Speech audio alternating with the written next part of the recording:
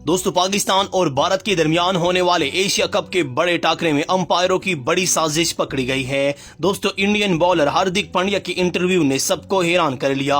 दोस्तों हार्दिक पांड्या ने कहा कि बाबर आजम आउट नहीं थे और वो नो बॉल थी। दोस्तों अंपायरों की बड़ी बेईमानी पकड़ी गई है। दोस्तों बाबर आजम किस तरह से नॉट आउट थे, पूरी वीडियो आपके साथ शेयर करने वाले हैं। लेकिन दोस्तों उससे पहले आपने कमेंट में ये बताना है कि अगर बाबर आजम आउट नहीं होते तो क्या पाकिस्तान भारत के खिलाफ ये मैच जीत जाता या नहीं। आपने कमेंट में अपनी राय का इजहार जरूर कर लेना है। दोस्तों पाकिस्तान और भारत के दरमियान एशिया कप सुपर 4 मरहले के बड़े मुकाबले में पाकिस्तानी कप्तान बाबर आजम एक मरतबा फिर अंपायर के गलत फैसले का शिकार हो गए। दोस्तों हार्दिक पांड्या ने नो बॉल की लेकिन बाबर आजम बोल्ड हो गए, जिसके बाद थर्ड अंपायर ने नो बॉल चेक नहीं की और बाबर आजम को आउट करार दे दिया।